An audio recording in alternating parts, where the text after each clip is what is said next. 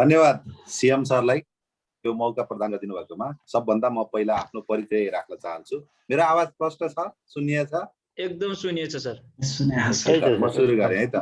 सबैलाई, साथीहरूलाई सम्पूर्णलाई एकदम खुसी लाग्यो। सबैलाई नमस्कार। मेरो नाम चाहिँ सन्तोष तिवारी, पेसाले म कानुन व्यवसायी।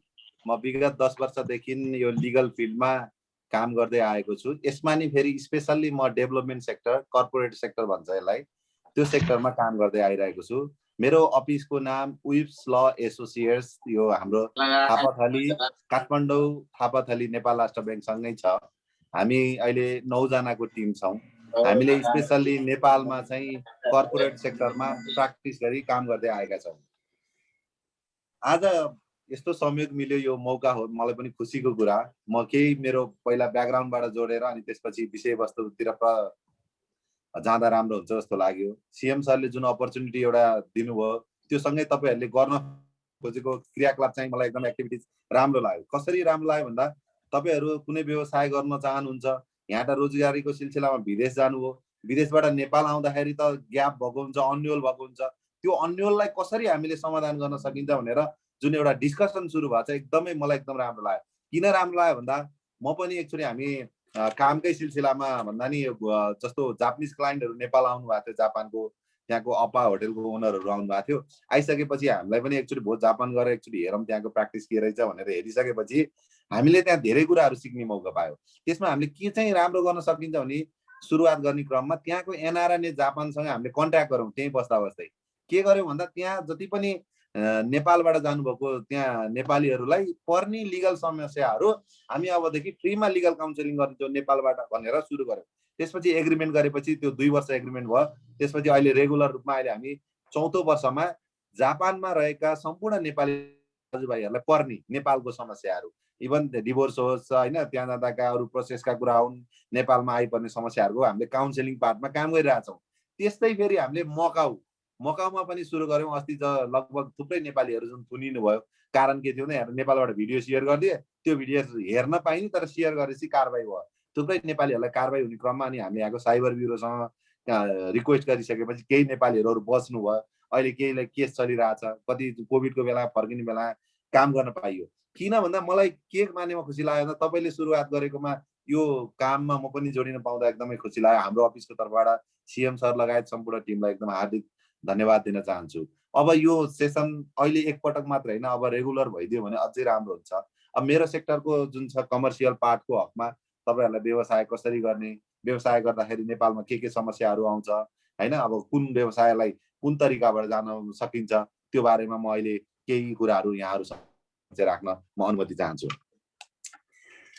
नेपालमा वास्तवमा जस्तो विदेश गएर आइसकेपछि नेपालमा यहाँको कानुन, यहाँको प्रोसेस, यहाँको जुन छ तपाईँहरूलाई ब्युरोक्राट्समा गइसकेपछि धेरै झन्झट झमेलाहरू पाउन सक्नुहुन्छ। किन भन्दा हाम्रोमा काम गर्ने प्रक्रियाहरू अलिकति सहज छैन, मतलब डकुमेन्टेसन पार्टहरूमा अलिकति गाह्रो छ। तर अहिले अनलाइनको सिस्टम आएको भएर केही सहज भएको छ। जस्तो तपाईँले कुनै काम सुरु गर्न खोज्नुभयो, मैले सपोज मानौ कृषि फार्म गर्न खोज्नुभयो भने अब त्यो फार्म दर्ता गर्ने कहाँ हो त, कुन निकायमा गएर दर्ता गर्न सकिन्छ, यस्ता कुराहरू थाहा पाउनको लागि जुन अबको यो ग्रुप डिस्कसनबाट तपाईँहरूलाई प्रष्ट हुन सहयोग मिल्नेछ भन्ने मैले आशा राखेको छु।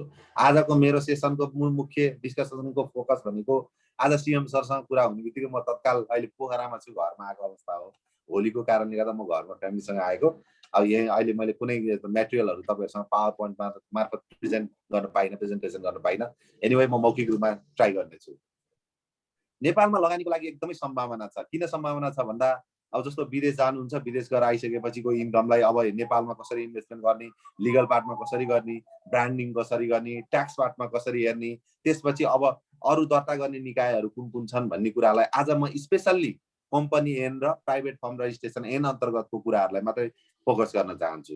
यदि तपाईँ कुनै व्यवसाय सुरु गर्न खोज्दै हुनुहुन्छ, सपोज मान्नु अहिले मैले फार्मको उदाहरण दिएँ, अब मैले ट्राभल एजेन्सी सुरु गर्न खोज्नुभयो भने नेपालमा ट्राभल एजेन्सी दर्ता गर्दा कहाँ दर्ता गर्नुपर्छ भन्ने कुराहरू चाहिँ सामान्यतया नेपालमा कम्पनी ऐन 2063 अन्तर्गत प्राइभेट कम्पनी दर्ता गर्न पाइन्छ। यसमा कम्पनीका प्रकारहरू 3वटा छन्। जस्तो तपाईँले व्यक्तिगत तरिकाले 1 देखि 101 जना सेयर होल्डर भएर प्राइभेट लिमिटेड कम्पनी दर्ता गर्न सक्नुहुन्छ। त्यसै गरी फेरि तपाईँको ब्याङ्किङ, फाइनेन्सियल, अरू यस्तो सेक्टरहरूमा फेरि लिमिटेड कम्पनीहरू छ। त्यसमा minimum 1 crore paid of capital भन्छ। त्यो पछि अनि 1 करोड भन्दा माथि तपाईहरु 7 जना सञ्चालक भएर लिमिटेड कम्पनी दर्ता गर्न सकिन्छ। फेरि अर्को नन प्रफिटेबल कम्पनी दर्ता गर्न मिल्छ, जुन अहिले एनजिओ भनिन्छ। हामीले पहिला सिडिओ कार्यालयमा दर्ता हुन्थ्यो भने अहिले कम्पनी ऐन अन्तर्गत पनि दर्तालाई सहज बनाएको अवस्था छ। त्यो अन्तर्गत कस्तो भन्दा प्रफिट नाफा रहित तरिकाले सेवामूलक व्यवसाय पनि कम्पनी ऐन 2063 अन्तर्गत दर्ता गर्न सकिन्छ। अहिले यो टपिक्स मध्येमा म पहिलो टपिक्स भनेको प्राइभेट लिमिटेड कम्पनी को दर्ताको प्रोसेसलाई मात्रै पहिला प्रस्ताउन चाहन्छु। यदि तपाईलाई व्यवसाय गर्न इन्ट्रेस्ट लाग्यो हैन, अब कुन व्यवसाय गर्ने, कस्तो खालको नेचरको गर्ने, कम्पनी ऐन अनुसार त्यो व्यवसायलाई दर्ता गर्न सकिन्छ।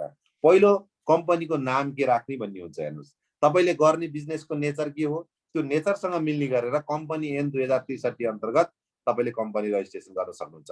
त्यो कहाँ हो त भन्दा कम्पनी रजिस्ट्रारको कार्यालय अहिले काठमाडौँमा छ। अहिले काठमाडौँको त्रिपुरेश्वरमा छ। त्यहाँ अनलाइन मार्फत हामीले कम्पनी नेम रिक्वेस्ट गर्छौं। कम्पनीको नाम पास भइसकेपछि आवश्यक डकुमेन्ट भनेको अब तपाईहरु 1 जनादेखि 101 जनासँग शेयर होल्डर भएर कम्पनी इस्टाब्लिश गर्न सक्नुहुन्छ। तपाईले कम्पनी इस्टाब्लिश गरिसकेपछि जब तपाईको उद्देश्य के राख्ने, नाम के राख्ने, शेयर तपाईहरु कति जनाको कति कति रेशियो, त्यो क्लियर भइसकेपछि यदि तपाईको कन्सल्टेन्ट राख्न सक्नुहुन्छ, हैन आफै डाइरेक्ट पनि रजिस्ट्रेसन गर्न सक्नुहुन्छ। यदि कन्सल्टेन्ट छ भने तपाईलाई डकुमेन्टेसन पार्टमा सपोर्ट गर्दछ, छैन भने पनि तपाईको त्यो कम्पनी ऐनको कम्पनी रजिस्ट्रार कार्यालयको www.ocr.gov.np साइटमा पुरै प्रोसेसहरु त्यहाँ राखिएको छ र युट्युब मार्फत पनि हेरेर गर्न सक्ने अवस्था अहिले छ। अब रह्यो कम्पनी दर्ता गर्नु, मुख्य कुरो अब तपाईहरुको नाम मिल्यो, सबै अब उद्देश्य भयो, सबै डकुमेन्टेसन भइसकेपछि नाम एप्रुभ भइसकेपछि हामी अनलाइन सबमिसन गर्छौं कम्पनी रजिस्ट्रार कार्यालयमा।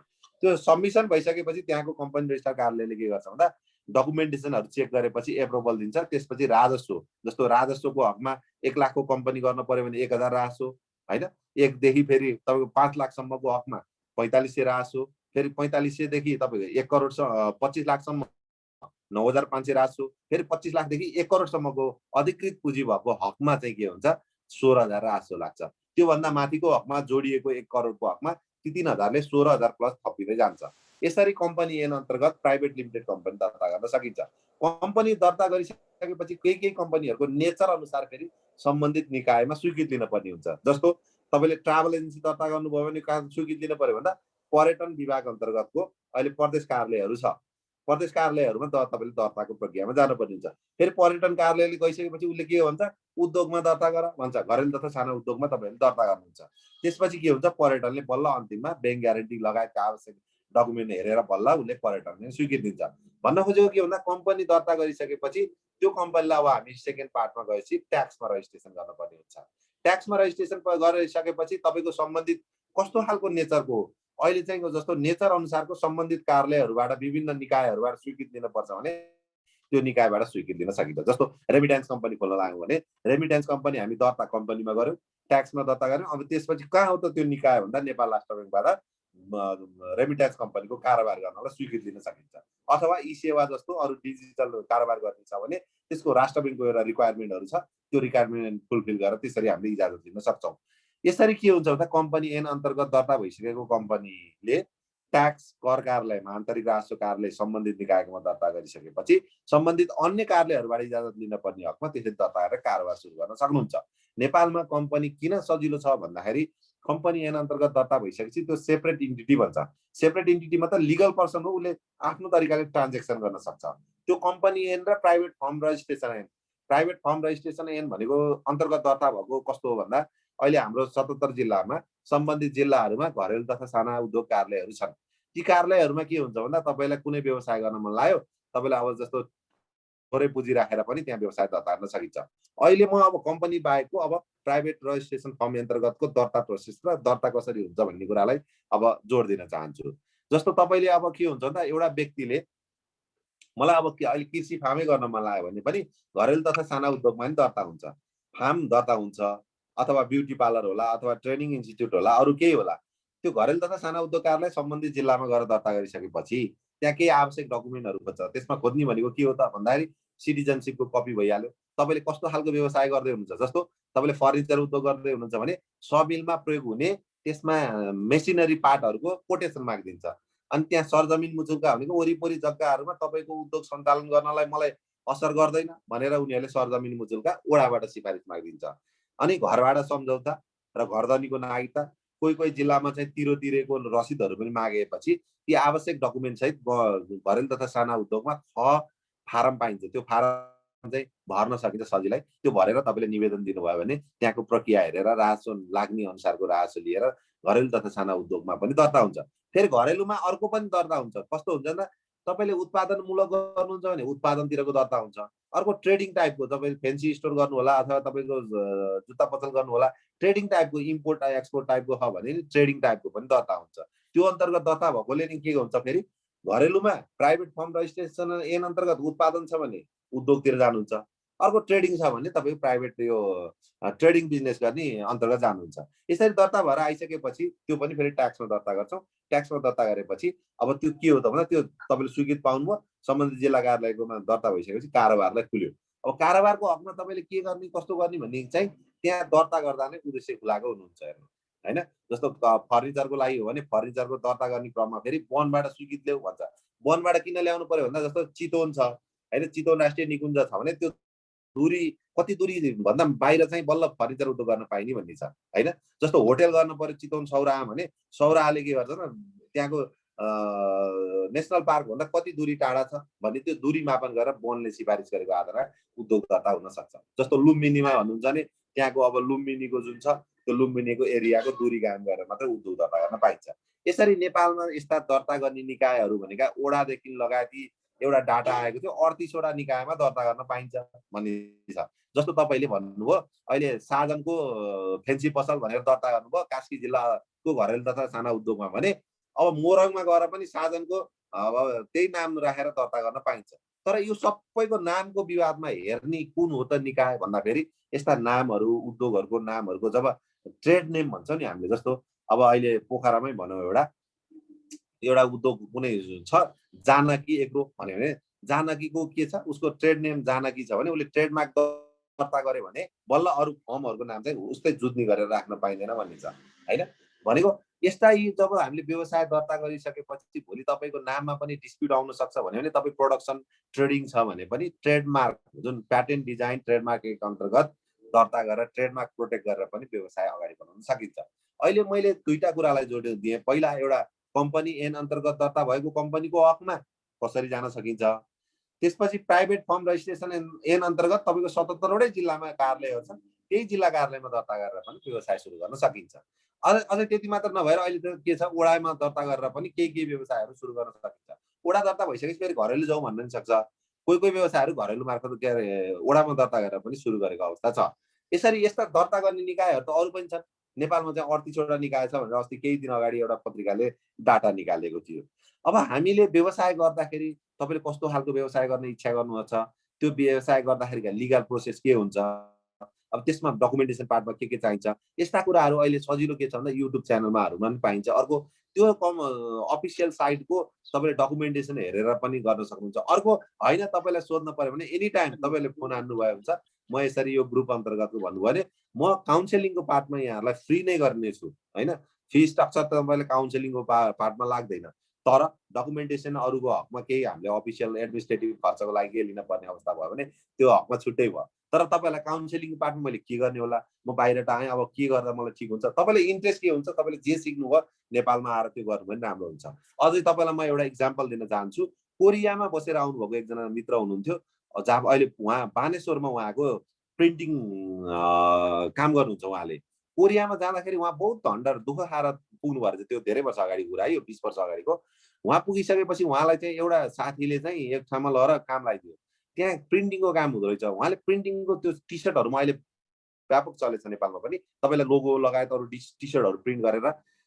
जस्तो उहाँले कोरियामा त्यो साउसोमा काम गर्नुभयो लगभग 5 वर्ष। 5 वर्ष काम गरेपछि म नेपालमै गएर के गर्छु, मलाई अब के गर्नु सहयोग गरिदिनुहोस् भनेपछि उसले अन्तिममा के गरेको छ भन्दा 3 महिना बस, 3 महिनापछि म यही मेसिन दिन्छु भनेर त्यो पुरानो मेसिन उसलाई के गरिदियो भन्दा फ्रीमा गिफ्ट दियो। अनि उसले के गर्यो भन्दा त्यो मेसिन नेपाल लिएर आएर अहिले प्रिन्टिङ गरिरहेको छ।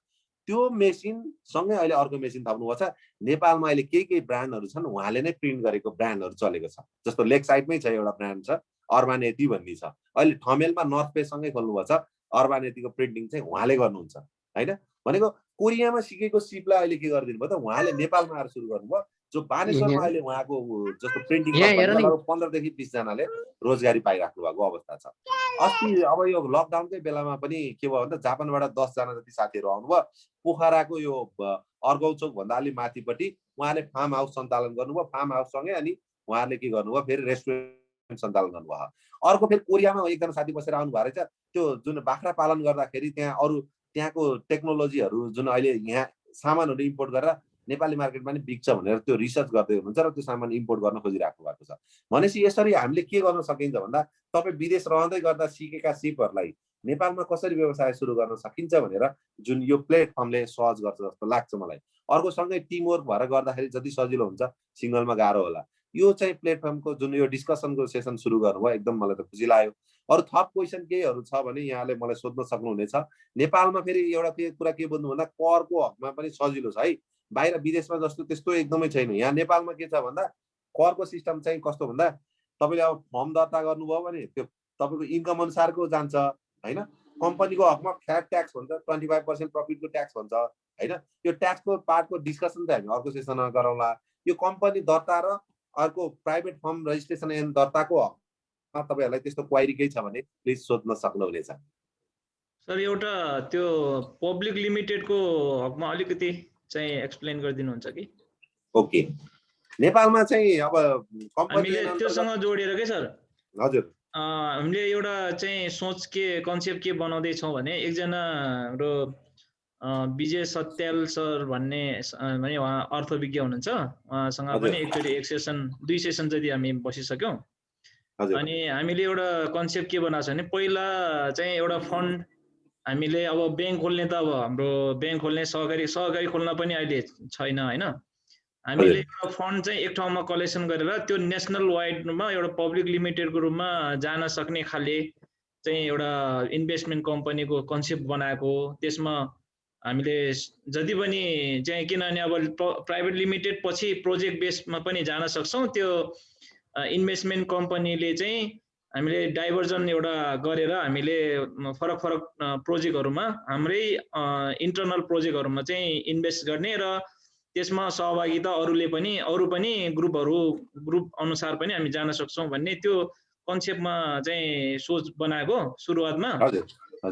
त्यसमा चाहिँ एउटा यो पब्लिक लिमिटेडको चाहिँ प्रोसेस र त्यसको बारेमा अलिकति बताइदिनुहोस्। यसलाई म यसरी जोड्न चाहे सरको एकदमै राम्रो। इन्भेस्टमेन्ट कम्पनीको दुईटा कन्सेप्ट हुन्छ है नेपालमा। जस्तो अहिले प्राइभेट लिमिटेड कम्पनी पनि 1 देखि 100 जना 101 जनासम्म हुनुहुन्छ भने तपाईँहरू प्राइभेट लिमिटेड कम्पनी भएर जानुभयो पनि स्टार्टिङ हुन्छ। त्यो प्राइभेट लिमिटेड कम्पनीमा अब जस्तो अब थप्न पर्यो भने त्यसलाई लिमिटेडमा चेन्ज गर्न पनि पाइन्छ होइन। लिमिटेडलाई प्राइभेट लिमिटेड बनाउन पनि पाइन्छ, प्राइभेट लिमिटेडलाई लिमिटेडमा चेन्ज गर्न पनि पाइन्छ। जस्तो 1 देखि 101 जनासम्मको सेयर होल्डरको हकमा तपाईँ प्राइभेट लिमिटेड कम्पनी गरेर नै जानुभयो भने हुन्छ। अब र लिमिटेडको अर्को प्रोसेस भनेको जस्तो लिमिटेड कम्पनीहरूमा चाहिँ सेयर होल्डरको लिमिटेसन छैन होइन। जस्तो अहिले मैले प्राइभेट लिमिटेडको केसमा अझै तपाईँलाई क्लियर पार्न पाएँ। जस्तो हाम्रो 1 करोड क्यापिटल छ भने कम्पनी लले चाहिँ 90 लाखसम्म लगानी गर्न पाइन्छ भने। किन भन्दा अरू कम्पनीमा 60% सम्म पेड अप क्यापिटलको लगानी गर्न पाइन्छ, तर इन्भेस्टमेन्ट कम्पनीमा 90% सम्म इन्भेस्टमेन्ट लगानी गर्न पाइन्छ यदि प्राइभेट लिमिटेड खोल्नुभयो भने। फेरि यता लिमिटेड कम्पनीमा आउनुभयो भने लिमिटेड कम्पनीको कस्तो हुन्छ भन्दा नेचर अफ बिजनेसको कुराहरू आउँछ त्यहाँ। तपाईँले अब जस्तो लिमिटेड कम्पनी खोल्नुहुन्छ, सम्बन्धित निकायको फेरि कुनबाट लिने हो त नि होइन। तपाईँले अब जस्तो पोर्टफोलियो म्यानेजमेन्ट अहिलेको जुन सेयर मार्केटको तपाईँको पोर्टफोलियो म्यानेजमेन्टको कन्सेप्ट छ भने फेरि राष्ट्र ब्याङ्कबाट स्वीकृति लिन पर्यो। यता एग्रिकल्चरतिर राख भने फेरि तपाईँ उद्योग विभागबाट स्वीकृति लिन पर्यो होइन। यसरी के हुन्छ भन्दा लिमिटेड कम्पनी फर्मेसनको लागि सुरुमा मिनिमम है 7 जनाको तपाईँको सेयर होल्डर हुनुपर्छ। Minimum 1 crore paid up capital हुनुपर्ने अवस्था हुन्छ। तपाईँको उद्देश्य के हो त्यो अनुसारको तपाईँले अब सेयर रेसियो कसरी लाने। जस्तो भोलि पब्लिकमा सेयर दिने हो कि नदिने हो। तपाईँले हाइड्रो खोल्नुभयो भने त्यहाँ स्पेसल क्लजै छ, लोकललाई यति दिनुपर्ने, यतिलाई पब्लिकलाई सेयर दिनुपर्ने भन्ने छ भने तपाईँले अब गर्न खोजेको इन्भेस्टमेन्ट कम्पनीको हकमा पनि त्यो लिमिटेड जान पाइन्छ। तर लिमिटेड जाँदै गर्दाखेरि तपाईँको प्रोसेस के हो त भन्दा तपाईँले पहिला चाहिँ तपाईँहरू कतिजनाको हुन्छ प्रमोटर सेयरहरू, त्यो प्रमोटर सेयरहरूको फाइन्ड आउट गरेर तपाईँले के गर्नु पर्यो डकुमेन्टेसन पार्टमा तपाईँहरू बोर्ड अब जस्तो सपोज मानौ तपाईँहरू 200 जना हुनुभयो भने 200 जनाको भेला हुन्छ। भेलाको आधारमा तपाईँहरूको एउटा बोर्ड अफ डिरेक्टर भन्छ टेम्पोररी टाइपको। त्यो टेम्पोररी टाइपको ले के गर्छ भन्दा तपाईँको कम्पनी इस्टाब्लिस गर्नेदेखि लिएर अरू कामहरूको प्रोसेसको पावर अफ एटर्नी लिन्छ भनेको अथोरिटी लिन्छ।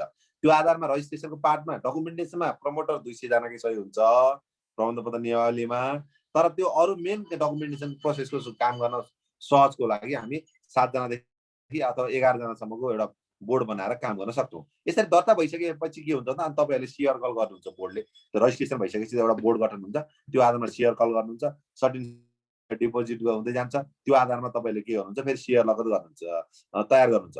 जब लिमिटेड कम्पनीको हकमा के हुन्छ भन्दा फेरि सम्बन्धित निकायको स्वीकृति लिइसकेपछि अनि बल्ल तपाईँहरूको साधारण सभा हुन्छ। साधारण सभा भनेको बलि सपोज मान्नु तपाईँले अब अहिलेको इन्भेस्टमेन्ट टाइपको एउटा केही गर्नुभयो भने तपाईँले अब जस्तो सपोजै मानौ सेयरको पोर्टफोलियो म्यानेजमेन्ट टाइपको त्यस्तो छ भने राष्ट्र ब्याङ्कले जब तपाईँलाई इजाजत दिन्छ त्यसपछि तपाईँले साधारण सभा हुन्छ। साधारण सभा भइसकेपछि त्यो पैसा के हुन्छ, तपाईँले सर्टेन पेड अफ क्यापिटलको स्ट्रक्चरहरू हुनसक्छ, त्यो पुऱ्याइसकेपछि अनि बल्ल तपाईँलाई राष्ट्र ब्याङ्कले इजाजत दिन्छ। इजाजत दिएपछि तपाईँले कारोबार सुरु गर्न पाउँछ। अब यो सेयरको हकमा चाहिँ के हुन्छ भन्दा तपाईँको सुरुको प्रमोटर सेयरहरूसँग तपाईँले सेयर कल गरेर डिपोजिट गर्न सक्नुहुन्छ, त्यसलाई रोकिन्न, त्यो प्रोसेसहरू जान्छ। तर भोलि तपाईँले लिमिटेडमा को हकमा पब्लिकलाई सेयर इस्यु गर्दाखेरिको हकमा त्यसको फेरि धितो पत्रको एउटा रुल्स छ, अथवा राष्ट्र ब्याङ्कले के होइन त्यो गाइडेड गरेको हुन्छ, अथवा तपाईँको यता कम्पनी रजिस्टर कार्यालयबाट स्वीकृति लिएर मात्रै बल्ल पब्लिकलाई सेयर इस्यु गर्न पाउनुहुन्छ। अरू केही क्वेसन सर? मैले क्लियर पार्न सकेँ? ठिक छ सर। अरू अब साथीहरूले अरू चाहिँ केही क्वेसन छ भने डिस्कसनको यो समय सरलाई अब सोध्न सक्नुहुन्छ।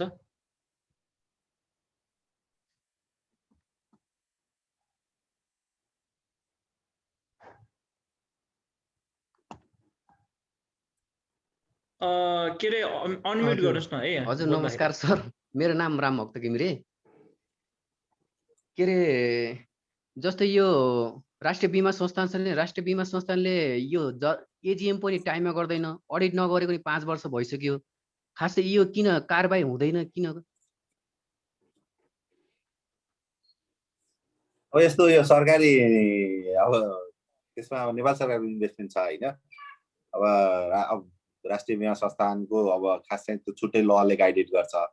यसमा के छ भन्दा जस्तो अब कम्पनी ऐन अन्तर्गतको एउटा अब अरू पब्लिकको सेयर भएको अरूको हकमा चाहिँ एउटा जस्तो ब्याङ्कहरूको अरूको रुल्स एन्ड रेगुलेसन अब त्यताकोले गाइड गर्ने भएर तुरुन्त एक्सन हुन्छ राष्ट्र ब्याङ्कले। जस्तो रिनोहरूको कुराहरू आउँछ। यो राष्ट्रिय बीमाको तपाईँले भनेको त्यो चाहिँ नेपाल सरकारको सिधै आफ्नो इन्भेस्टमेन्ट भएको कारणले गर्दा त्यहाँ केही कानुनी समस्याको कारणले होला, त अब त्यताको हकमा चाहिँ नेपाल सरकारले नै हेर्ने हुन्छ। अब यसमा मैले फेरि धेरै त्यतातिर चाहिँ जोड नदिउँ, मलाई अरू हकमा सोध्नुहुन्छ भने म भन्न सक्छु। अरू कम्पनीको हक। अर्को नेक्स्ट क्वेसन मैले थोरै समय लिए, माफ गर्नु होला। हैन प्लिज यो आगामी सेसनमा हजुरसँग अलिकति विस्तृत रूपमा ट्याक्समा सरले खबर गर्नु होला, करको बारेमा अलिकति जानकारी राख्नु मन थियो। अहिले चाहिँ छोटो जिज्ञासा करको जस्तो यो प्यानमा दर्ता भएका यो फर्महरूले कतिसम्म तिनीहरूले चाहिँ बिल काट्न पाउँछ? जस्तो 20,000 सामान्यतः प्यानमा रजिस्टर भएको चाहिँ कम्पनीले 20,000 देखि पाउँदैन भन्ने नियम छ होइन, तर काट्दाखेरि 10-15 लाखको नि काट्दो रहेछन्।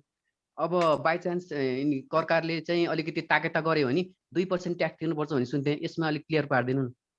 अब यसलाई यसो गरौँ है, म फेरि स्पेसल्ली ट्याक्स कन्सल्टेन्ट चाहिँ होइन है, फेरि मैले अलिअलि बुझेको मेरो सेयरिङ मात्रै गर्छु।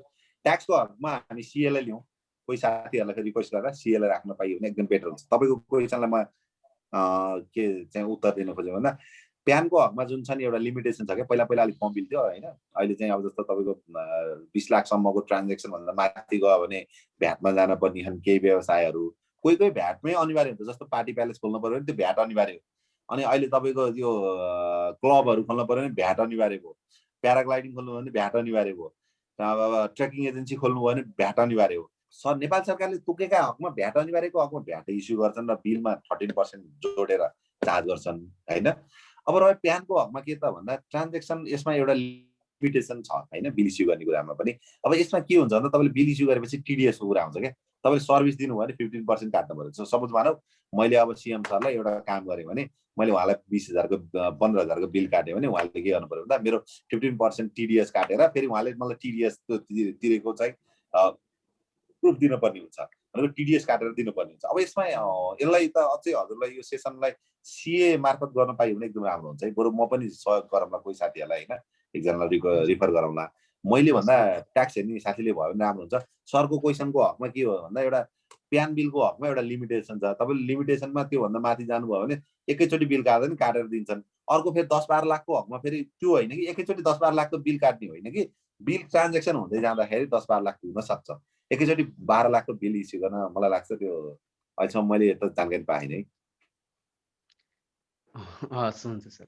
सर नमस्कार हजुर, मैले नि एउटा सानो है नमस्कार सर, मैले यो जस्तै यो कृषि पर्यटन चाहिँ एउटा कम्पनी दर्ता गर्नु पर्यो सर भने हैन? हजुर। अब जस्तै त्यो चाहिँ मैले सुरुमा माथि केन्द्र रजिस्टर कार्यालयबाट दर्ता गर्दै लगेर उता घरेलुतिर जाने हो कि पहिला जिल्लाबाट घरेलुबाट दर्ता गर्दै यता रजिस्टर कार्यालय आउने हो सर? यो यसलाई यसरी जाउँ कृषि पर्यटन भन्नाले अब स्पेसली तपाईँले कस्तो खालको भन्नु त अझै नेचर खुलाइदिनु त बिजनेसको, अनि म तपाईँलाई सजिलो आइडिया दिन्छु। कृषि पर्यटन भनेपछि चाहिँ अब सम्पूर्ण कृषि सम्बन्धीको चाहिँ टोटली त्यहाँ अब डेमो रहने भयो एउटा हैन? हजुर। त्यहाँ उत्पादन पनि हुने भयो र त्यो कृषिको सम्पूर्ण चाहिँ एउटा हेर्न आउने चाहिँ पर्यटनहरू त्यहाँ भित्रिनु पर्यो। यसलाई यसरी गरौँ। बाबुलाई अब म भन्ने त्यो हाम्रो ऊ छ नि सितेबा भन्ने जुन भद्रकोटको उहाँहरूको सितेबा अहिले सकिगोमा हुनुहुन्छ, उहाँहरूको पनि हामी कन्सल्टिङ गर्छौँ। उहाँहरूको अहिले जस्तो यही तपाईँले भने जस्तै एग्रो टुरिज्मको हकमा कस्तो हुन्छ तपाईँको एउटा फार्म हाउस बनाउनुहुन्छ होइन? नेपालमा कम्पनी रजिस्टर कार्यालयमा तपाईँले कम्पनी दर्ता गर्नुभयो फार्म हाउस भनेर, जस्तो सपोज मानौ एउटा सुन्दर फार्म हाउस प्राली भनेर दर्ता गर्नुभयो भने त्यो प्राली दर्ता गरेपछि तपाईँ सम्बन्धित जिल्लाको कर कार्यालयमा गएर दर्ता गर्नुहुन्छ। अनि त्यहाँ उद्योग पनि दर्ता गर्नुहुन्छ। तपाईँको कम्पनीको उद्देश्य के हुन्छ भन्दा कृषिको सबै उद्देश्य भयो। अनि त्यो इको टुरिज्म र एग्रो टुरिज्मलाई तपाईँले जोड्नुहुन्छ।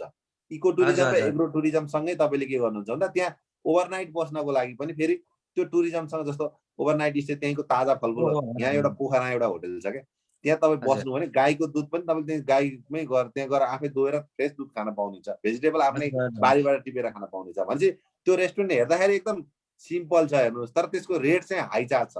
भनेको तपाईँले भने जस्तै नेचरको बिजनेसको हकमा के भयो, कम्पनी भयो, उद्योग दर्ता भयो, अनि त्यसपछि तपाईँले अब आवासीय टाइपको छ भने तपाईँको यो पर्यटन विभागमा होटेल दर्ता हुन्छ। त्यहाँ पनि क्याटेगोरी छ, साधारण पर्यटक स्तरीय होटेल भनेर 500 रुपियाँ राजस्व लिन्छ, अरू रिक्वायरमेन्ट डकुमेन्ट मागेर दर्ता हुन्छ। अब यो भइसकेपछि तपाईँले डलर पेमेन्ट लिनलाई नि फेरि के भयो भन्दा राष्ट्र ब्याङ्कले तपाईँलाई स्वीकृति दिन्छ पर्यटनमा दर्ता भएपछि। तपाईँको कम्पनी, कर, उद्योग, पर्यटन यसरी दर्ता भइसकेपछि तपाईँले इको टुरिज्म, एग्रो टुरिज्मलाई जोड्न पाउनुभयो। यो त यता नि सुरु भयो नि। अहिले जस्तो यो हेटौडाको अहिले मैले ठ्याक्कै नाम बिर्सेँ, त्यो माथि यो हेटौडा जाने बाटोमा छ, निकै अहिले चलेको छ त्यो। बुझ्नुभयो मैले बुझाउन सकेँ हजुरलाई? बुझेँ सर बुझेँ। हजुर, अरू केही क्वेसन छ?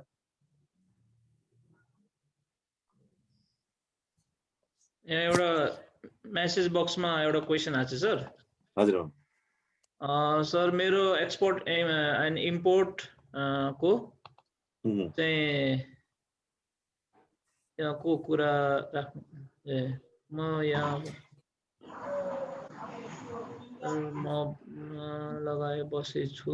4 इयर्स भयो खोलेको, 50 लाखको क्यापिटल छ, ट्याक्स तिरेको छैन, खोलेर मात्रै राखेको, काम स्टार्ट गरेको नै छैन।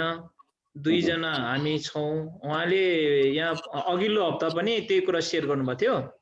त्यही भएर मैले हजुरलाई नै डाइरेक्ट सोध्दा राम्रो हुन्छ। एक्सपोर्ट इम्पोर्टको चाहिँ जस्तै उहाँले बुद्धचित्त एक्सपोर्ट गर्ने हिसाबले चाहिँ उहाँले कम्पनी खोल्नु भएको रहेछ 2 जना मिलेर, त्यो चाहिँ चलाएको छैन। अब उहाँले त्यसलाई एउटा कम्पनीमा ट्याक्स तिरेको छैन, कारोबार पनि छैन। अब यसलाई एकजनाको नाममा ल्याउँदा कस्तो के प्रक्रिया हुन्छ भन्ने कुरा चाहिँ उहाँले सोध्नु भएको थियो। अहिले उहाँ कहाँ हुनुहुन्छ भन्दा? कोरिया? उहाँ चाइना, मकाउतिर हुनुहुन्छ। यसलाई यस्तो हुन्छ, कम्पनी दर्ता भइसकेपछि केही कुराहरू चाहिँ टाइमली डकुमेन्टेसनको गर्नुपर्ने हुन्छ। कम्पनी दर्ता गर्दा जो राजस्व सुरुमा लाग्छ नि, त्यसपछि तपाईँले अरू राजस्वहरू खासै लाग्दैन। जस्तो रिपोर्ट हाल्ने हकमा राजस्व लाग्दैन। जस्तो तपाईँको दर्ता भइसकेपछि 3 महिनाभित्र ठेगानाको जानकारी गराउनु पर्छ। तपाईँको रजिस्टर कार्यालय कहाँ राख्नु हो भनेर त्यो जानकारी गराउनुपर्ने हुन्छ। र पहिलो फिस्कल इयरमा चाहिँ के हुनुपर्छ भन्दा तपाईँले सेयर बाँडफाँडको कुराहरूको जानकारी गराउनुपर्ने हुन्छ। अनि त्यो दर्ता भएको मितिले फेरि पहिलो वर्ष दर्ता भएको दिनभन्दा अघिल्लो दिन पहिलो वर्ष वार्षिक साधारण सभा बसेको हुनुपर्छ। त्यसमा फेरि वार्षिक साधारण सभा बस्दाखेरि यदि 2 जना हुनुहुन्छ भने त्यहाँ सञ्चालक समिति गठनको कुरा आउँछ हैन। सञ्चालक समिति, लेखा परीक्षक नियुक्त, अनि त्यो होल इयरको ट्रान्जेक्सन लेखा परीक्षण गरेको पास गर्ने कुरा आउँछ र आगामी वर्षको लागि अडिटर नियुक्ति गर्नुपर्ने हुन्छ। यसलाई कम्पनी ऐन अन्तर्गतको दफा 51, 111 लगायतका दफाहरूमा जरिमानाको व्यवस्था छ। यदि टाइममा हाल्नुभयो 1 रुपियाँ लागेन, यदि टाइममा हाल्नु भएन त्यो जरिमाना लाग्छ। फेरि कम्पनी ऐन अनुसारको जरिमानाको प्र्याक्टिस के छ भन्दा भर्याङ चढे जस्तो छ। फर्स्ट इयर तपाईँको 14,000 भयो, 12,000 भयो, त्यो डब्लेर अर्को वर्ष 24,000 हुन्छ। भनेको दफामा 3 महिना, 6 महिना, 1 वर्ष र 6 महिना भन्दा माथिको 1 वर्ष गरेर त्यो फाइनको व्यवस्था छ कम्पनी ऐन अन्तर्गत। तपाईँको हकमा अहिले 2 वर्ष भएको कारणले गर्दा अहिले कमसेकम उहाँ भए पनि यहाँको तपाईँको कोही कन्सल्टेन्ट छ भने उहाँलाई भनेर रिपोर्ट हाल्नुभयो भने पनि जरिमाना ब्लक हुनु रोकिने अवस्था हुन्छ। अनि आउने दिनमा हालेका डकुमेन्टहरू टाइमली हुँदाखेरि जरिमाना लाग्दैन। अब सेयर ट्रान्सफर गर्ने कुरामा यदि तपाईँ 2 जना हुनुहुन्छ भने 1 जनाको नाममा ट्रान्सफर गर्न सक्नुहुन्छ अथवा तपाईँको सेयर अर्कोलाई बेच्न पनि सक्नुहुन्छ। विदेश भए पनि यहाँको डकुमेन्टेसन तपाईँलाई पठाएर साइन गरेर त्यहाँको जुन अब नेपाली दूतावासमा गएर शनाखत गर्नुभयो भने तपाईँको सेयर ट्रान्सफर गर्न नेपालै आउनुपर्छ भन्ने छैन। वहीँबाट ट्रान्सफर गर्ने डकुमेन्टेसनमा साइन गरेर पठाउँदा नि हुन्छ। तपाईँलाई मैले केही दिन अगाडि हामी हङकङबाट क्लाइन्ट हुनुहुन्थ्यो, उहाँले डकुमेन्ट पठाउनु भयो। अहिले हाइड्रोको प्रोजेक्ट यहाँ अहिले लमजुङमा भइरहेछ। हामी त्यसरी काम गरिरहेछौँ। अहिले जस्तो तपाईँको अस्ट्रेलियाको साथीहरूले लमजुङमा एउटा लगभग 150 रोपनीको एउटा कृषि प्रोजेक्ट गर्नुभयो। उहाँहरूको कामहरू उहीँ बस्नुभएको छ, तर काम यहाँ हामी गरिदिरहेछौँ। त्यस्तै फेरि जापानका साथीहरूले पनि त्यसरी गर्नुहुन्छ, त्यसरी नै गरिदिरहेछौँ। भनेको तपाईँको अहिले टाइमली रिपोर्ट हाल्नुभयो, जरिमाना लागेन। 2 वर्षको हकमा केही जरिमाना लागिसक्यो, त्यसलाई अब छिटोभन्दा छिटो रिपोर्ट हालौँ। ट्याक्समा चाहिँ के हुन्छ भन्दा कर कार्यालयले छुट लिएर आएको हुन्छ। तपाईँले अब जस्तो 2 वर्ष 3 वर्षसम्म दर्ता गर्नु भएन अथवा रिपोर्ट हाल्नु भएन भने पनि अहिले जस्तो कोभिडको कारणले गर्दा अस्तिको यो फिस्कल इयरमा छुट थियो। अब आउने वर्षहरूमा पनि गभर्मेन्ट ल्याउन सक्छ। तर तपाईँले अहिले जुन ट्याक्स पार्टमा चाहिँ के छ भन्दा अब ट्रान्जेक्सन नभएको भएर अब तपाईँले प्रफिटको ट्याक्स तिर्न परेन, तर रेगुलर जो हाउस रेन्ट ट्याक्स भनिन्छ 10% एउटा तपाईँले एग्रिमेन्टमा कति आउनु भयो त्यो तपाईँले तिर्न पर्ने हुन्छ। अडिट गर्दाखेरिको अडिटको टिडिएसको कुराहरू तिर्न पर्ने हुन्छ। र अर्को तपाईँले अब टाइममा नहालेको कारणले गर्दा त्यसको थोरै जरिवाना तिर्न पर्ने हुन्छ। त्यसलाई छिटो गर्नुभयो भने राम्रो हुन्छ। फेरि राज्यले भोलि चाह्यो भने अहिले के छ भन्दा पछिल्लो समय जस्तो सम्बन्धित वडा कार्यालयमा नतिरेको आधारमा उनीहरूको नोटिस पठाइदिने गरिरहेछ। भोलि 1 न 1 दिन राज्यले चाह्यो भने फेरि त्यो उठाउन सक्छ। त्यही भएर अहिले नै बरु बढ्न नदिऊ। अहिले 50,000 जरिमाना हामी तिरौँ, भोलि त्यो 50,000ले फेरि घडेरै जान सक्ने अवस्था हुनसक्छ। राज्यको चाह्यो भने त भोलि डिटेल सबै हुन्छ, उठाउन सक्छ। त्यही भएर तपाईँले टाइममा रिपोर्ट हाल्नुहोस्। अहिले 2 वर्ष पनि खासै धेरै जरिमाना भएको छैन। त्यसलाई डकुमेन्टेसन पार्टमा अब अडिट गर्न लगाएर रिपोर्ट हाल्नु भने बच्न सकिन्छ। यति नै हो सर, धन्यवाद। अरू क्वेसन? उहाँले त्यसैमा क्वेसन थपेर चाहिँ यो सेक्युरिटी चाहिँ कन्सल्टेन्टको बारेमा कम्पनी प्रोसेस चाहिँ के छ भनेर सोध्नुहुन्छ। उहाँ चाहिँ स्पेसल्ली अहिले यो सर्भिलेन्स यो CCTV को सेक्युरिटी क्षेत्रमै काम गरेको लामो अनुभव चाहिँ त्यसलाई नेपालमा भविष्य के छ, यसको प्रक्रिया के छ भनेर सोध्नुपर्छ। यो एकदम यो पछिल्लो समय एकदमै फस्टाको बिजनेसको रूपमा लिन्छु मैले। किन भन्दा मेरा 1-2 जना साथीहरू छन्, उहाँहरू काठमाडौँको सामाखुसीमा बस्नुहुन्छ, तर कर्णालीमा सीसी क्यामेराको काम गर्नुहुन्छ। कसरी गर्नुहुन्छ भन्दाखेरि टेन्डर खुल्छ। जस्तो अहिले सीसी क्यामेराको पछिल्लो समय के छ भन्दा गृह मन्त्रालय अन्तर्गत जस्तो स्वीकृति लिनुपर्ने अवस्था छ। जस्तो जडान गर्ने व्यक्तिले, इभन ब्याङ्कहरूले पनि सीसी क्यामेरा यतिकै राख्न पाउँदैन। अहिले गृह मन्त्रालयको एउटा पत्रको सर्कुलेसन अनुसार सीसी क्यामेरा जडान गर्दाखेरि सम्बन्धित जिल्ला प्रशासन कार्यालयमा जानकारी दिएर त्यसको रेकर्ड पनि 3 महिनासम्म राख्न पर्ने भन्ने एउटा कानुनी व्यवस्था छ। तर त्यो प्र्याक्टिसमा अझै आइसकेको छैन हैन। जस्तो एउटा इक्जाम्पल दिन्छु। हाम्रो एउटा क्लाइन्टको काभ्रेमा अगाडि सीसी क्यामेरा ठ्याक्क फ्रन्ट राखेको थियो। त्यहाँ ब्याङ्कबाट एकजनाले अब चोरले त्यहाँ केही लुटेराले लुटेर गयो। लुटेर गइसकेपछि उनीहरूको अरू सबै मार्क्स लागेको, अरू त्यो केही देखिएन। तर त्यो सीसी क्यामेराले बाइक नम्बर पत्ता लगायो, पछि उसलाई समातेर त्यो सीसी क्यामेराको आधारमा उसलाई त्यो चोरलाई समातेर ब्याङ्कबाट लुटिएको 75 लाख त्यतिखेर त्यो क्लाइन्ट जम्मा गर्ने बेलाको पैसा, लुटेको पैसा पनि रिटर्न गर्न सफल भयो। भन्नु खोजेको के भन्दा नेपालमा अहिले पछि पछिल्लो समय सिसी क्यामेरा एकदमै बढ्दो छ। सानो व्यवसायमा पनि सिसी क्यामेरा राख्न थालेका छन् होइन। एउटा पसलमा होस्, तपाईँको डिपार्टमेन्टल स्टोरमा होस्, हरेक ठाउँमा सिसी क्यामेरा जडान गर्न थालेका छन्। त्यो मात्र नभइकन एउटा टोल सुधार समिति छ नि, टोल सुधार समितिले नि थोरै बजेटमा त्यो राख्न थालेका छन्। यसको स्कोप चाहिँ एकदम बढी छ। रहेको कुरो अब तपाईँले बिजनेस कसरी गर्नुहुन्छ भन्ने कुरा हुन्छ। अहिले पछिल्लो समय सरकारी निकायहरूले पनि तपाईँको कोटेसन माग्छन्। अब रिजनेबल प्राइस भयो भने तपाईँले टेन्डर बिड गर्दाखेरि पाउनुभयो भने जडान गर्न सक्नुहुन्छ। अब यसको स्कोपको हकमा राम्रो छ। अब यसको लिगल पार्टमा चाहिँ अहिले तपाईँको जस्तो फर्म दर्ता भइसकेपछि ट्रान्जेक्सन गर्न पाइन्छ। स्वीकृति लिने चाहिँ सम्बन्धित क्लाइन्टको कुरा भयो। तपाईँले जडान गर्न त अर्डर गरिसकेपछि गर्न सक्नुहुन्छ। यसको सम्भावना छ। हाम्रो रामप्रसाद नेउपानेज्यूले एउटा क्वेसन गर्नु, अनम्युट गरेर बोल्नुहोस् त। सर नमस्कार। मेरो नमस्ते यहाँ सर। क्वेसन छ सर। अब मैले सोध्दै जाँदाखेरि एउटा के छ बुझ्न मन लाग्यो नि मलाई सर। यो मैले लगभग 4 वर्ष अगाडि चाहिँ फेन्सी पसल गरेको थिएँ। फेन्सी पसल सञ्चालन गरेको घरेलु उसमा कारखाना उसमा दर्ता गरेर फेन्सी पसल सञ्चालन गरेँ। लगभग 1 वर्ष जति मैले फेन्सी पसल चलाएँ। त्यसपछि म विदेश थिएँ, त्यत्तिकै बेचेर विदेश थिएँ। अनि अब त्यो फेन्सी पसललाई मैले फेरि पुनः सञ्चालन गर्नको लागि फेरि के गर्नुपर्छ, त्यो एउटा क्वेसन। र अर्को क्वेसन, तपाईँको मैले अहिले एउटा किराना पसल फेरि सुरु गरेको छु घरमा। त्यो अर्कैको नामको किराना पसल मैले किनेँ, सञ्चालन गरिरहेको छु। मेरो नाममा मैले खासै गरेको छैन, दर्ता भइसकेको छैन। र म अहिले अब फेरि म दर्ता गर्न चाहन्छु, मेरो आफ्नै नाममा दर्ता गरेर आफैले सञ्चालन गर्न चाहन्छु। र त्यसमा अहिले घर भाडाको कुरा के कुरा आयो फेरि यसमा लागु हुन्छ हुन्न? घर उसको अब कति वर्ष छ भन्ने कुरा लागु हुन्छ हुन्न? यसको लागि प्रश्न पारिदिन्छ कि हुन्छ? सरको कुन जिल्ला नि?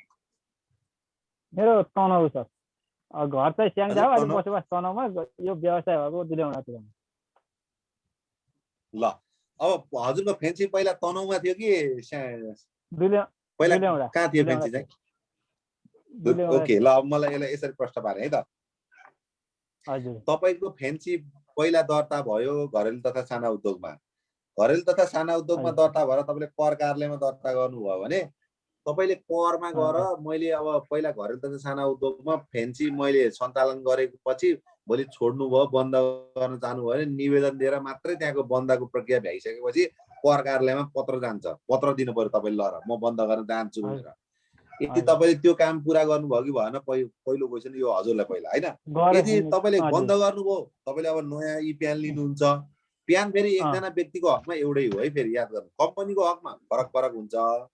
एकजना व्यक्तिको हकमा यो प्यानको हकमा तपाईँले जतिवटा 10वटा व्यापार गरेर पनि अब यदि घरेलु तथा साना उद्योग लगायत यो प्राइभेट फर्म रजिस्ट्रेसन अन्तर्गत गरेका कारोबारको हकमा त्यही प्यान लागु हुन्छ, अरूले हुँदैन। जस्तो अहिले तपाईँले गर्नुभयो, जस्तो रामको किराना पसल गर्नुभयो भने भोलि तपाईँले अब श्यामको तपाईँको फ्रुट सप खोल्नुभयो भने प्यान चाहिँ त्यहीबाट हुन्छ। ट्रान्जेक्सन तपाईँको होल इयरमा एउटै प्यानबाट ट्रान्जेक्सन देखिन्छ। अब रह्यो कुरा तपाईँले पुनः सञ्चालन गर्नमा घरेलु तथा साना उद्योग कार्यालयमा के हुन्छ भन्दा तपाईँले अब कति वर्ष भयो त्यो दर्ता गरेको, त्यहाँ दर्ताको नवीकरणको पिरियड हुन्छ। जस्तो 3 वर्षमा रिन्यू गर्न पर्ने हुन्छ। यदि 3 वर्षमा रिन्यू गर्नु भएन भने सरकारले फेरि छुट ल्याउँछ। छुट भनेको पुनः दर्ता त्यो नवीकरण गर्न पाइन्छ। अहिले यो गएको आर्थिक वर्षमा थियो, त्यहाँ तपाईँ के थियो भन्दा जस्तो 3 वर्ष भयो नवीकरण नभएको प्लस 3 वर्ष अर्को थपिएको थियो भने 3 वर्षको जरिमाना एउटा रेन्ज छ, अनि बाँकीको 1-1 वर्षको जरिमाना लिएर उनीहरूले रिन्यू गरिदिन्छ। त्यही आधारमा ट्याक्समा गएर अपडेट गरेपछि त्यो कारोबार त्यही फेन्सीबाट गर्न पाइन्छ। अब रह्यो किराना पसलको हकमा, तपाईँले अहिले मैले भने कम्पनीको हकमा घर भाडा सम्झौता चाहिन्छ। किन भन्दा खर्च कटौती गर्नलाई अथवा तपाईँको आफ्नै घर भए पनि कम्पनी र व्यक्ति फरक हो भनेर घर भाडा सम्झौता त्यहाँ अनिवार्य खोज्छ। तर यो किराना पसलको हकमा है, किराना पसलको हकमा त आफ्नो व्यवसाय तपाईँले प्राइभेट फर्म एन अन्तर्गत दर्ता भएको फर्ममा चाहिँ घर भाडा तपाईँले आफ्नै घर भएको कारणले गर्दा त्यहाँ घर भाडा देखाउनु पर्छ भन्ने छैन। तपाईँले तिर्नुहुन्छ देखाउनुहुन्छ, आफ्नै घर छ अथवा घर भाडा तपाईँले तिर्नुहुन्न भने त्यहाँ तपाईँले घर भाडा देखाउनु पर्दैन। त्यहाँ एउटा के छ भन्दा व्यापारको एउटा सिलिङ छ, त्यो सिलिङ अनुसार D1, D2, D3 भन्ने फर्म भरेपछि त्यो चाहिँ तपाईँ त्यो अनुसारको ट्याक्स तिर्नुपर्ने हुन्छ।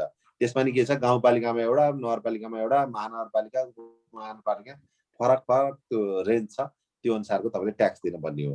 अब रह्यो तपाईँको घर भाडाको हकमा के हो भन्दा 10% घर भाडा बापतको कर तिर्नुपर्छ। अहिले कहाँ तिर्नुपर्ने भन्दा सम्बन्धित वडा कार्यालयलाई तिर्नुपर्ने हुन्छ क्या। त्यो तिर्न चाहिँ तपाईँले जस्तो 5,000 को घर भाडा देखाउनु भएको छ भने तपाईँले 10% भनेको महिनाको 500 को दरले तिर्नुपर्ने अवस्था हुन्छ। त्यो चाहिँ वडाले लिन्छ। अब रह्यो फेरि कम्पनीको हकमा नि होइन म घर भाडा दिन्न फ्रीमा गिफ्ट दिन्छु भन्न नि पाइन्छ, तर ट्याक्स अफिसलाई तपाईँले कन्भिन्स गर्न सक्नुपर्ने हुन्छ।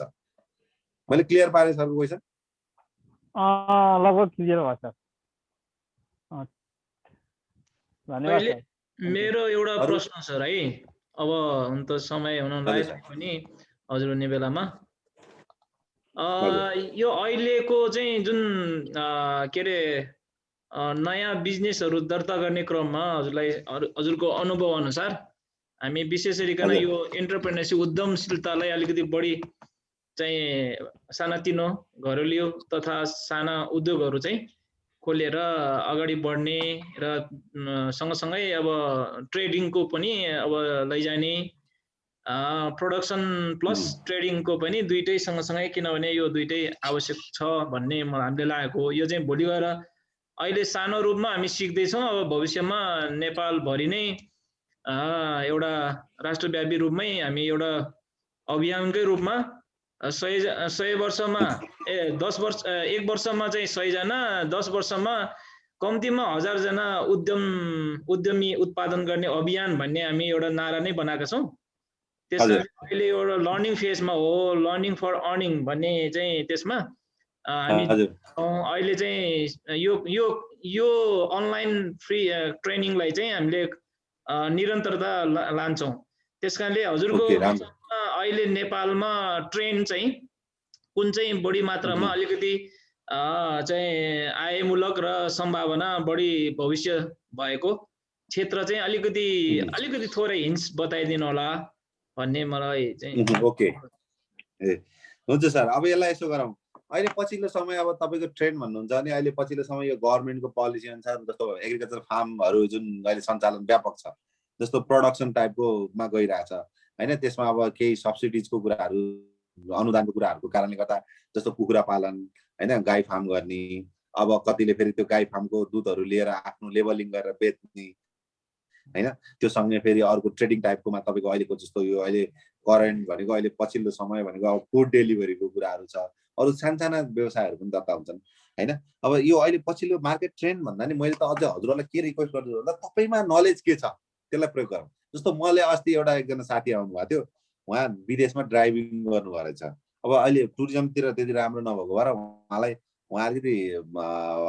त्यतिखेर आइए पढेर जानुभएको, मलाई लेखनदासको लाइसेन्स लिन पायो त्यो भन्नुभयो। ल मैले खुल्ने बित्तिकै तपाईँलाई भन्छु भने उहाँ बागलुङमा खुलेर होइन, ल बागलुङ गएर भर्नुहोस् भने, अनि उहाँलाई कन्टेन्टहरू धरि मैले अब पठाइदिएँ क्या, साथी एकजनाले इन्क्वायरी गरेपछि उहाँको इन्ट्रेस्ट के हुन्छ त्यो अनुसारको भइदियो भने उहाँलाई यो वेमा जानुहोस् भनेर त्यसका होइन जस्तो फाइदाका पक्षहरू बेफाइदा यो छ, तपाईँलाई मार्केटको च्यालेन्जेस यो छ, तपाईँले तपाईँको लोकल एरियामा यो रिसर्च गर्नुहोस्, अनि त्यो आधारमा तपाईँको प्रडक्ट कुन जान्छ अथवा तपाईँले के बिजनेस गर्छ भन्ने कुरो चाहिँ कहिलेकाहीँ के हुन्छ भन्दा सिएम सर त्यहाँको लोकलको जुन मार्केटको सिनारियोले पनि बताउँछ क्या। अहिले मैले जस्तो कम्पनी रजिस्टर कार्यालयमा अहिले म्याक्सिमम के छ, तपाईँको एग्रिकल्चर दर्ता भएन, अहिले ट्राभल एजेन्सी दर्ता त भएन, एग्रिकल्चर अथवा ट्रेडिङ टाइपका इम्पोर्ट गर्ने, अनि अहिले यो हुँदै हुँदै त्यो यो अहिले यो के भन्छ डाइपरहरू उत्पादन गर्ने सानसाना प्लान्टहरू पनि आइरहेछन्। तर त्यो अब जस्तो एउटा साबुन फ्याक्ट्री खोल्यो भने अब उसले साबुन फ्याक्ट्रीले कोसँग कम्पिटिसन गर्न पर्यो भने युनिलिभरसँग गर्न पर्यो होइन, ज्योति ल्याबोरेटरी इन्डियाकोसँग गर्न पर्यो, जस्तो प्रिल भन्ने आउँछ अहिले लिक्विडमा आउँछ साबुनहरू, यहाँको सानो उद्योगले कम्पिटिसन त्योसँग भयो कि। त्यही भएर यसरी खोल्ने आफ्नो भनेको कस्तो हो भन्दा जुनमा नलेज छ पहिला त्यो नलेज फाइन्ड आउट गर्नुहोस् तपाईँहरूको केमा मलाई एकदम काम गर्दा खुसी लाग्छ एउटा। दोस्रो तपाईँले काम गर्नलाई अब त्यो काम गर्दा मेरा सम्भावना के छन् र त्यसमा मेरा च्यालेन्ज चुनौतीहरू के छन् त्यो पनि यसो रिसर्च गर्नुहोस्, अनि तपाईँलाई कन्सल्टेन्ट राम्रो कन्सल्टेन्टसँग तपाईँले कन्सल्टिङ गर्नुहोस्। जस्तो अब तपाईँलाई मलाई फोन हान्नलाई केही समस्या हुन म तपाईँलाई अब यो ग्रुप मार्फतबाट नाम लिएर गर्नुभयो भने सिएम सरको नाम लिइसकेपछि तपाईँले मलाई सोध्नु भने म एकदम राम्रोसँग क्लियरली बुझाइदिन्छु टाइम मिलाएर होइन। अब यसरी जानुभयो भने अनि तपाईँलाई ओए सजिलो लाग्छ क्या। जस्तो कसैलाई स्टेसनरी गर्ने बिजनेस मन लाग्छ, त्यो स्टेसनरी भित्र पनि कुन प्रोडक्टलाई म फोकस गर्छु पछि भन्ने सोच्न सकिन्छ क्या। जस्तो तपाईँले स्टेसनरी गर्नुभयो, नेपाली कागज चाहिँ तपाईँले ताप्लेजुङबाट एकदम राम्रो पाइन्छ भने आफैले लिएर आएर लेबलिङ गरेर आफ्नो नाम राखेर बेच्न नि पाइयो। अथवा तपाईँले दालको व्यापार अब गेडागुडीको व्यापार गर्न चाहनुहुन्छ भने हेटौँडाको मनोहरीमा सिजरमा पाइन्छ, त्यसलाई ल्याउनुहुन्छ अनि लेबलिङ गरेर काठमाडौँ लगेर बेच्न सक्नुहुन्छ अथवा अन्त लगेर बेच्न सक्नुहुन्छ। पोखराकै जस्तो जेठे बुढो भन्नुहुन्छ, त्यो जेठे बुढोलाई पनि के गर्न सक्नुहुन्छ, फलानुको जेठे बुढो भनेर लेबलिङ गरेर बेच्न नि सक्नुहुन्छ। भनेको प्याकेजिङवाला पनि अहिले बढिरहेछन्। अर्को इम्पोर्ट जस्तो इम्पोर्ट गर्ने अनि सामान आफ्नो लेबलिङ गरेर बेच्ने पनि चलिरहेछन्। इभन अहिले त तपाईँको त अब सानसानाकै जुन यो हुन्छ नि अनलाइन डेलिभरी स्टोरहरू पनि पछिल्लो समय एकदमै फर्स्ट आएको देखिन्छ। हुन्छ, थ्याङ्क यू सर। एकजना हाम्रो प्रकाश जङ राणा, उहाँ साउथ कोरियामा पिएचडी अध्ययनरत र उहाँको एउटा कम्पनीमा, कोरियाकै कम्पनीमा कार्यरत हुनुहुन्छ। उहाँले प्रश्न गर्न खोज्दै हुनुहुन्छ। प्रकाश बाबु यसो क्वेसन गर्नु छ। हुन्छ सर, नमस्कार सर। नमस्कार हजुरलाई। नमस्ते हजुर। सुरुबाट जोइन हुन पाइनँ है, बिचबाट अलिकति जोइन भएँ। अनि म चाहिँ हाल कोरियामा छु। मेरो घर चाहिँ नेपाल पोखरामा है। म चाहिँ अहिले कोरियामा चाहिँ एउटा हजुरको यो पुनर्स्थापना सँगसँगै यो फिजियोथेरापी इक्विपमेन्ट बनाउने कम्पनी, साथै हामी चाहिँ एक्सपोर्ट पनि गर्छौँ। अनि त्यो कम्पनीमा म एउटा अब इन्टरनेसनल मार्केटिङ म्यानेजर भएर काम गरिरहेको छु है। अनि हामीले चाहिँ अब यो एसियन कन्ट्रीदेखि लिएर अहिले रसियातिर पनि हाम्रो मार्केट छ। अनि मेरो इच्छा चाहिँ अब प्रोडक्टमा चाहिँ अलिकति अब राम्रो देख्यो हुनाले चाहिँ म नेपालमा पनि मैले चाहिँ यो कुरालाई अब हजुरको डिस्ट्रिब्युसन कम्पनी एउटा खोलेर इम्पोर्ट गर्न सकेर त्यो एउटा इच्छा छ। त्यस कारणले त्यसको लागि प्रोसेसहरू के हुन्छ अलिकति हजुरले बुझाइदिनु भयो भने चाहिँ अलिकति सजिलो हुने थियो कि भनेर। ओके, हस्, थ्याङ्क यू हजुरलाई। अब तपाईँलाई म मेरो इक्जाम्पलबाट सुरु गर्छु है। मलाई के पेन भएको थियो कि मलाई 2070 सालमा मेरो ब्याक पेन भयो, सरी 2061 सालमा है मलाई ब्याक पेन भएको थियो। मलाई ब्याक पेन भएपछि मैले बहुत 11 वर्ष दुःख पाएँ कि। कसरी दुःख पाएँ भन्दा मैले धेरै ठाउँ चेक गरेँ। चेक गर्दाखेरि मलाई थेरापिस्ट राम्रो नपाएर, इक्विपमेन्ट राम्रो नपाएर दुःख पाएको छु कि मेरो। अनि अन्तिममा मलाई चाहिँ काठमाडौँमा एउटा क्यापिटल हस्पिटलमा त्यहाँ एकजना थापा हुनुहुन्छ जो महेन्द्र प्लस क्लबको थेरापिस्ट हुनुहुन्छ। उहाँले मलाई ठिक पार्नुभयो। के थियो भन्दा उहाँले प्रयोग गरेको टेक्निकको र त्यो थेरापी गर्दाखेरिको जो इक्विपमेन्टहरूले मलाई एकदम सन्चो पर्यो। आज म ब्याक पेन छैन। उहाँले मलाई कहिले ठिक पार्नुभयो? 2074 सालमा ठिक पार्नुभयो होइन। भनेको मैले 71 देखिको जुन लगभग 12-15 वर्ष चाहिँ दुःख पाएँ। हेर्नु, नेपालमा चाहिँ यसको स्कोप अहिले पछिल्लो समय एकदम व्यापक बढ्दो छ है। तपाईँले भने जस्तै म किन नजिक छु भन्दा त्यो सञ्जीव थापासँग म साथी भएको छु। उहाँ थेरापिस्ट हो, म थेरापी गर्दा गर्दा म उहाँको एकदम नजिकको साथी। म अस्ति जापान जाँदा नि मैले 2-3वटा त्यो त्यहाँ चाहिँ जस्तो सानो स्टिकर टाइपको पाउँदो रहेछ, मैले लिएर आएको थिएँ कि। पेन हल्का भयो भने त्यो लगाइदिएपछि त्यो रिलिफ हुने टाइपको म जापानमा त्यो घुम्ने क्रममा त्यो लिएर आएको थिएँ। अनि मैले सञ्जीवलाई भने मैले यस्तो इक्विपमेन्टहरू नेपालमा गराउँ न, तपाईँहरू गर्नुहोस्, लिङ्क एक्सिस कसरी गर्नुपर्छ म पनि सपोर्ट गराउन भनेको थिएँ। अनि उहाँहरू चाहिँ अहिले उहाँहरूको कस्तो भन्दा थेरापी गर्नेहरूको एसोसिएसन छ। त्यो एसोसिएसन अन्तर्गतको जुन अहिले तपाईँले भन्नुभयो नि इक्विपमेन्ट लिएर आएर यहाँ राम्रो खालको इक्विपमेन्टको डिमान्ड एकदमै हाई छ है। अर्को अब यसको प्रोसेस के हो भन्दा तपाईँले जस्तो सर्जिकल यी जुन इक्विपमेन्टहरू जुन ल्याइन्छ नि, एउटा कम्पनी दर्ता हुन्छ, त्यसपछि तपाईँले करमा दर्ता गर्नुहुन्छ, त्यसपछि तपाईँले एक्जिम कोड लिन पर्ने हुन्छ। जस्तो विदेशबाट सामान ल्याउनलाई अहिले एक्जिम कोडको व्यवस्था छ। एक्जिम कोड लिनभन्दा अगाडि तपाईँले प्राइभेट फर्म रजिस्ट्रेसन ऐन अन्तर्गतको फेरि वाणिज्य विभागमा दर्ता गर्नुहुन्छ। वाणिज्य विभागमै दर्ता गरेर तपाईँले सिधै एक्जिम कोड लिएर सामान इम्पोर्ट गर्न नि सक्नुहुन्छ होइन। भोल्युममा ट्रान्जेक्सन पनि ट्याक्समा दर्ता, वाणिज्यमा दर्ता र तपाईँले अब एक्जिम कोड भन्सार विभागलाई 3 लाखको ब्याङ्क ग्यारेन्टी खोज्छ। त्यो आधारमा तपाईँले के गर्नुहुन्छ, 3 लाखको ग्यारेन्टी दिइसकेपछि अरू तपाईँले सामान इम्पोर्ट गर्नको लागि एलसी खोलेर जुन लिगल प्रोसिड्युरबाट तपाईँले पैसा पठाएर सामान इम्पोर्ट गर्न सक्नुहुन्छ। त्यसको लागि अब मेडिसिनको हकमा चाहिँ औषधि विभागले हेर्छ। तपाईँको हकमा अब इक्विपमेन्ट ल्याउने भएपछि त्यो चाहिँ खासै मलाई लाग्छ यसको निकाय चाहिँ अहिले इक्विपमेन्टको हकमा छैन जस्तो लाग्छ। सिधै ल्याएर बेच्न पाउनुहुन्छ जस्तो लाग्छ। कोही कोही अब त्यस्तो छ भने पनि औषधि विभाग अन्तर्गत स्वीकृति लिएर ल्याउन सकिन्छ। यसलाई ल्याउनलाई अप्ठ्यारो हुन्छ सर। त्यस्तो पर्यो भने तपाईँलाई भन्नुहोस्, म यहाँको लोकल जुन छ ती साथीहरूलाई म तपाईँहरूसँग लिङ्क गराइदिनुलाई म सहयोग गर्नेछु। केही क्वेसन छ मैले बुझाउन सकेँ हजुरको? सर एकदम सर, धन्यवाद सर, एकदम हुन्छ। एकदम यो थेरापिस्टको एकदम राम्रो छ है सर यसको। किन भन्दा म पनि धेरै वर्ष दुःख पाएको रहेछ। अहिले हस्पिटलहरू खुलेको छ, जस्तो पोखरामा एउटा स्पार्क भन्ने छ, काठमाडौँमा कालीमाटीमा छ होइन।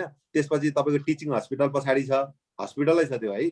अनि अहिले थुप्रैले खोलिराख्नु छ। त्यसमा नि अब पछिल्लो समय चाहिँ अहिले एकदमै बढ्दो छ कि यो मान्छेले नेपालीहरूलाई ढाड दुख्ने समस्या अरू जोइन्टहरू यो अरू धेरै थुप्रै समस्याहरू छ त्यसले गर्दाखेरि राम्रो हुन्छ जस्तो लाग्छ मलाई अब मेरो हजुरले भनेअनुसार हजुरको आफ्नो अब एक्सपिरियन्स भन्नुभयो नि त मेरो आफ्नो पनि भन्नुपर्दाखेरि चाहिँ म नि विगत लामो समयदेखि 16-17 वर्षदेखि म पनि एउटा अलिकति फिजिकल्ली डिसेबल नै छु अझै पनि है अनि मैले नेपालमा नै पहिला नै फिजियोथेरापी सम्बन्धी मैले पनि अब एउटा ट्रिटमेन्ट लिएको थिएँ तर एकदम साधारण थियो कि जुन कुरा चाहिँ अहिले आएर मैले त्यो कुरा गर्दाखेरि चाहिँ डिफ्रेन्स धेरै पाएँ होइन जुन कुरा चाहिँ नेपालमा छैन नाम निशान के कारणले चाहिँ अब मैले चाहिँ अब फेरि हाम्रो कम्पनीको सामान चाहिँ अब सामान मात्रै बेच्ने भन्दा पनि हाम्रो चाहिँ ट्रेनिङ दिने मेन टार्गेट हो हाम्रो टिम नै भएको हुनाले होइन त्यस कारणले अब एक त हजुरको ढाडको समस्यादेखि लिएर स्पाइनल कर्ड इन्जुरीदेखि लिएर सबै कुराको एउटा उपचार गर्ने एउटा हाम्रो इक्विपमेन्ट छ हामीसँग सँगसँगै एउटा हाम्रो नेपालमा बढ्दैको एउटा जुन हाम्रो वृद्ध आमा बुवाहरू हुनुहुन्छ जस्तै मेरो घरमा पनि मेरो जिजुबुवा जिजुमाहरू हुनुहुन्छ होइन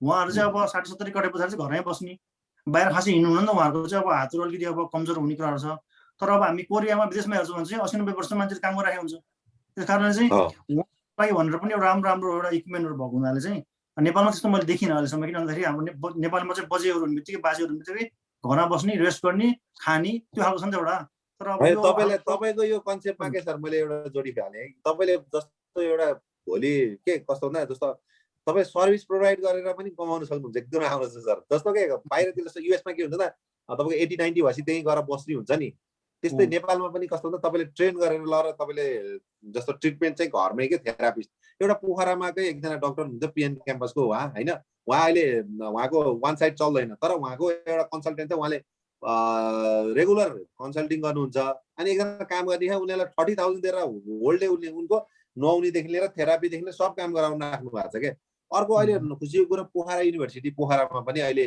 थेरापी सम्बन्धी क्लासहरू सुरु भयो हो जुन यो अहिले कोर्समै सुरु गरे अरू हामी अरू डिटेल अरू पछि तपाईँसँग मेरो नम्बर पनि सेयर गरौँला त्यसपछि अनि हामी व्हाट्सएप भाइबरमा कुरा गर्न सक्छौँ है एकदम सर अरू question sir CM sir thank you sir आज अब समय पनि भयो अब चाहिँ फेरि हजुरसँग त आउने दिनमा पनि फेरि सेकेन्ड दोस्रो तेस्रो चरणमा पनि अब चाहिँ भेटघाट हुने नै छौँ र हामीले व्यक्तिगत रूपमा अथवा चाहिँ यो ग्रुप समूहगत रूपमा पनि कानुनी भोलि गएर कानुनी परामर्श अथवा चाहिँ केही काम गर्नु पर्यो भने हजुरसँग नै जोडिएर अगाडि बढ्नेछौँ र चाहिँ थ्याङ्क यू त्यसको लागि अब आजलाई यति नै गर्नु पर्ला र सन्तोष सरलाई म धेरै धन्यवाद भन्न चाहन्छु थ्याङ्क यू सर हुन्छ सर एकदम धन्यवाद होलीको सबैलाई शुभकामना हाम्रो अब नेपाली चाड भोलि चाहिँ नेपालमा सबैलाई शुभकामना मौका हजुरलाई पनि धेरै धेरै शुभकामना